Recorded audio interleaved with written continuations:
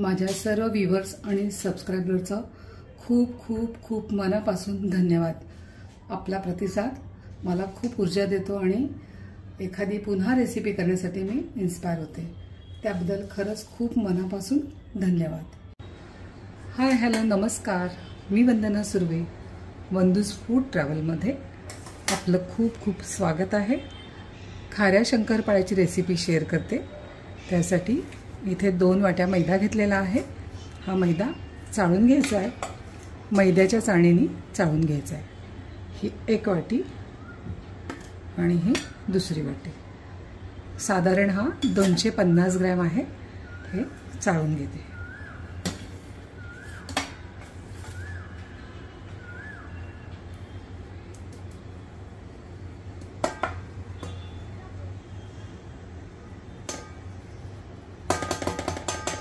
मैदा नेहमी चाळूनच घ्यायचा आहे, त्यामुळे शंकरपाळा छान खुसखुशीत होतं।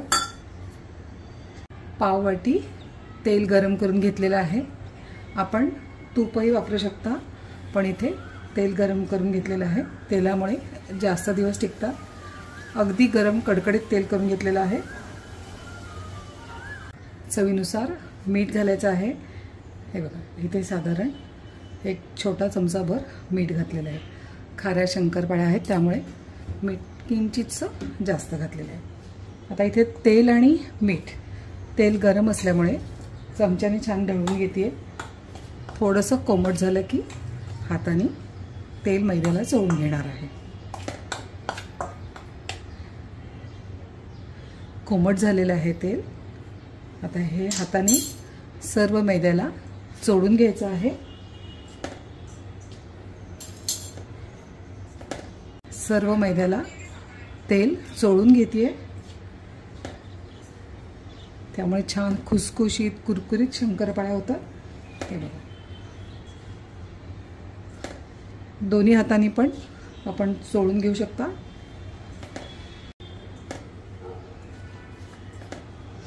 छान तेल मिक्स करून घेतलंय।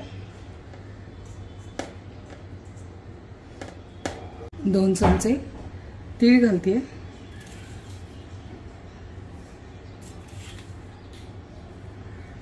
1.5 चमचा जिरे घालते। हलकेसे कुटून घेतले तरी हरकत नाहीये। हे 1/2 चमचा, 1 चमचा ओवा थोडासा कुटून घेतलाय, ओवा घालते। 10-12 काळी मिरी घेतलेली आहे आणि हलकीशी जाडसर कुटून घेतली। ह्यातला तो चुरा नाही घालायचा, त्यामुळे रंग बदलतो। जाडसर घ्यायचा आहे। हे घालते। थोडीशी चिली फ्लेक्स, म्हणजे 1 मिरची थोडीशी जाडसर कुटून घेतली आहे। यातल्या बिया थोड्याशा काढून घेतलेल्या आहेत, अगदी थोड्याशा घालायचं आहे। आणि हे नाही घातलं तरी हरकत नाही, ऑप्शनल आहे। मिक्स करून घेते।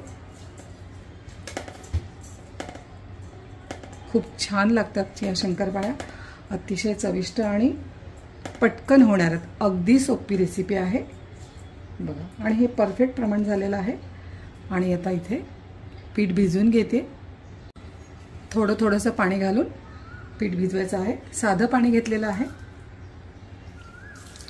घट्टच भिजवायचं आहे।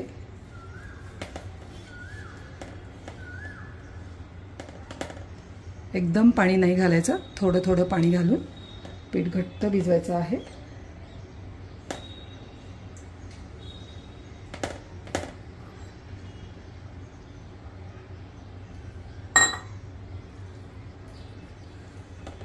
छान घट्ट मळून घेते। हे बघा, थोडंसं कोरडं वाटतंय, अगदी किंचित पाणी घालते। हे बघा, थोडंसं पाणी घालते आणि छान घट्ट मळून घेते।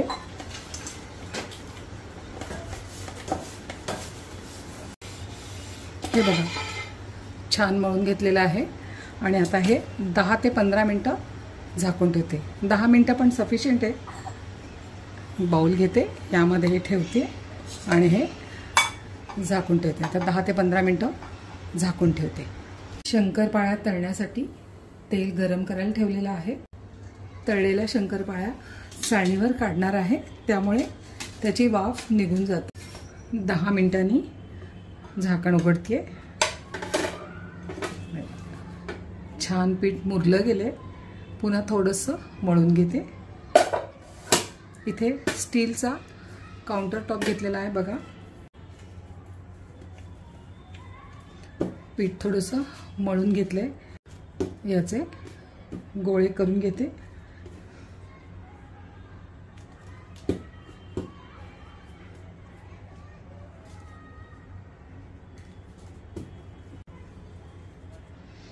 एकूण 5 गोळे करून घेतले. आपण कमी जास्त करू शकता, कारण त्या लाटूनच घ्यायच्या आहे शंकरपाळ्या.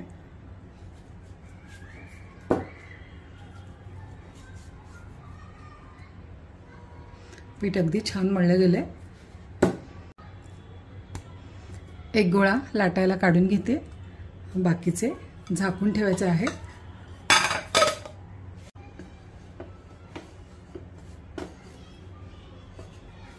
याला मैद्याची आवश्यकता भासत नाहीये, त्यामुळे लावणार नाहीये. पीठ परफेक्ट मळलं गेलेलं आहे. आपलं जर पीठ थोडंसं पातळ झालं असेल तर थोडंसं मैदा घालून मळू शकता. बघा, अजिबात मैदा लावायला लागत नाही. तेलाचं मोहन व्यवस्थित घातलेलं आहे, त्यामुळे बघा अजिबात चिकटत नाही आहे पोळी. छान पोळी लाटून घेते. पोळीपेक्षा थोडीशी पातळ लाटलेली आहे बघा. आता हे कट करून घेते. शंकरपाळ्या कट करून घेते. कडेचं थोडंसं काढून घेते.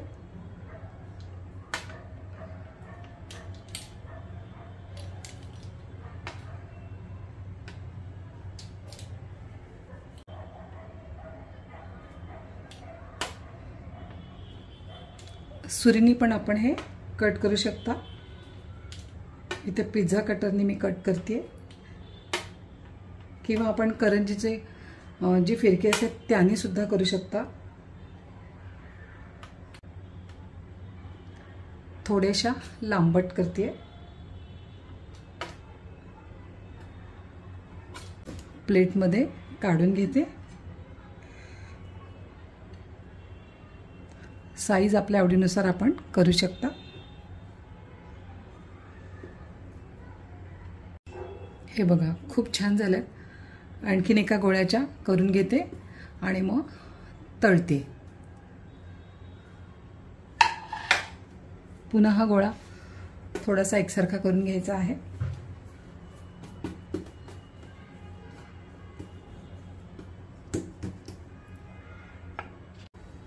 दोन्ही साईडनी लाटायची, त्यामुळे पोळी एकसारखी लाटली जाते.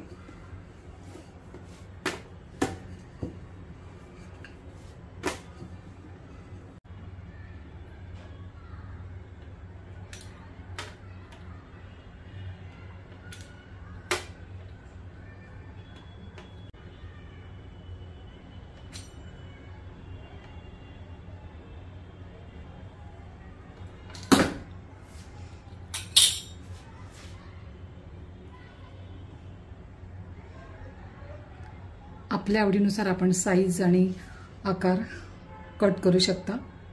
हे पण प्लेटमध्ये काढून घेते. तेल गरम झाल्यानंतर गॅस मीडियम फ्लेमवर करायचा आहे. अगदी कडक तेल नकोय.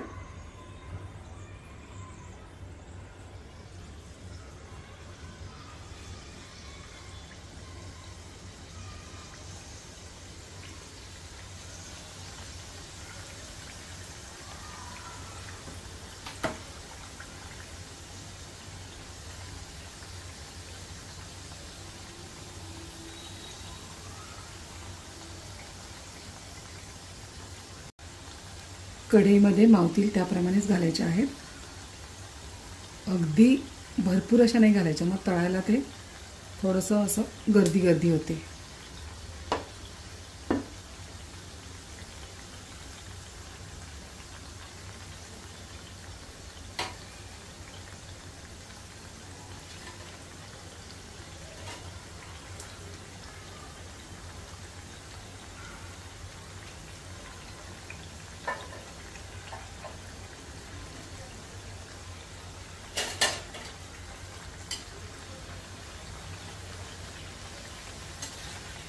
सावकाशीने पलटी करायची आहे.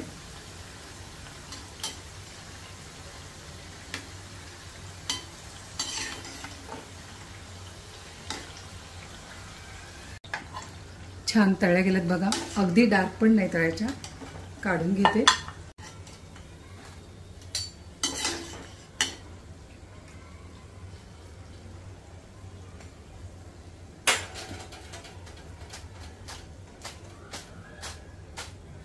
तेल थोडंसं निथळून घ्यायचं आहे आणि नंतर या चाळणीवर घालायचे आहेत.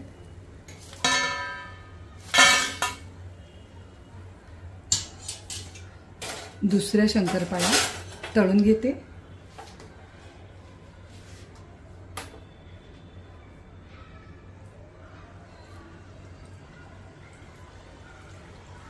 लो टू मीडियम फ्लेमवर तळायचे आहेत. अतिशय खुसखुशीत होतात आणि कुरकुरीत.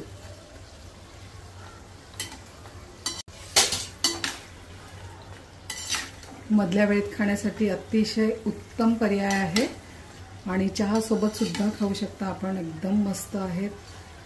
पटकन होणारी रेसिपी आहे.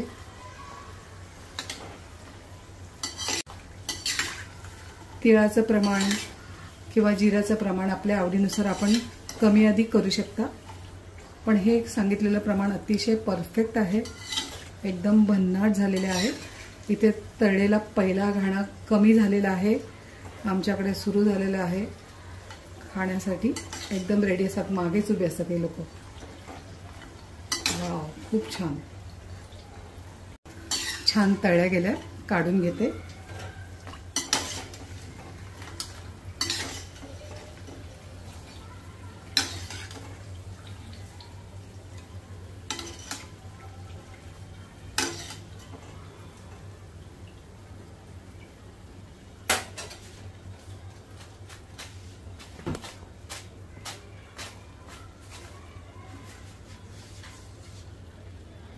हा बघा, पहिल्या घाण्यातले खूप शंकरपाळ्या कमी झालेल्या आहेत.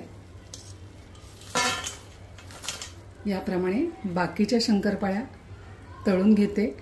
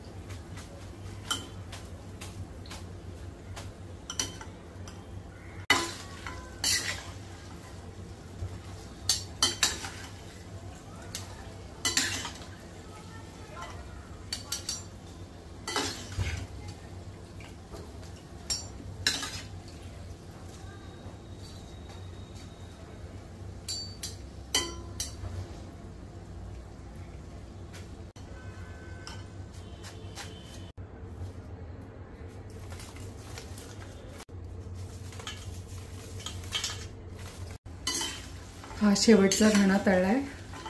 खूप छान झाल्यात शंकरपाळ्या. काढून घेते.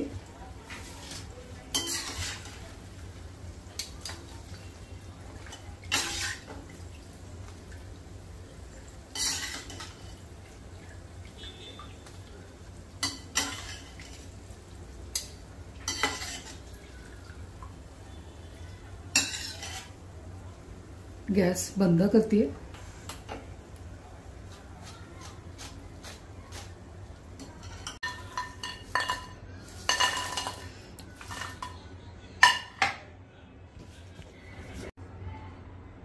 खूप छान झाल्यात खाऱ्या शंकरपाळ्या. बघू शकता बघा.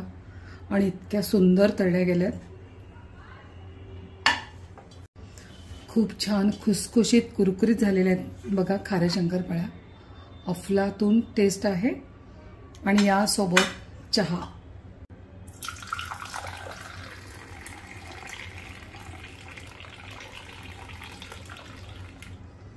तर या सर्विंग प्लेटमध्ये काढून घेते।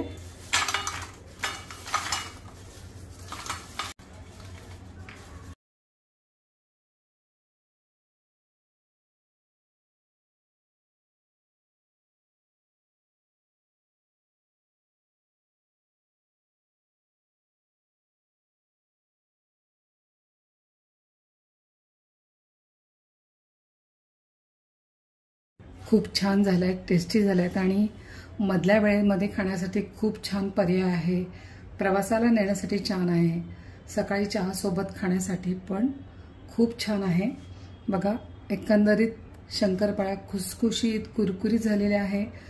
सोपी रेसिपी आहे, साहित्य कमी लागतं आणि सर्वात महत्त्व म्हणजे पटकन होणारी आहे। तर आपल्याला ही खाऱ्या शंकरपाळ्याची रेसिपी आवडली असेल तर वंदूज फूड ट्रॅव्हलला लाईक शेअर करा, सबस्क्राईब करून बाजूच्या बेल आयकॉनला क्लिक करा आणि साध्या सोप्या रेसिपीसाठी वंदूज फूड ट्रॅव्हल बघत राहा। थँक्यू।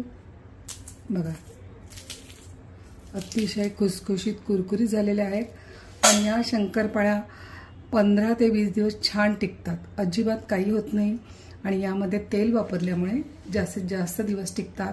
त्याचा खवट वास वगैरे अजिबात येत नाही, कारण जे तेल घातलंय पिठामध्ये ते सुद्धा गरम करून घातलेलं आहे, त्यामुळे शंकरपाळ्या छान राहतात, खुसखुशीत राहतात। फक्त थंड झाल्यानंतर एअरटाईट डब्यामध्ये भरून ठेवायचे आहेत।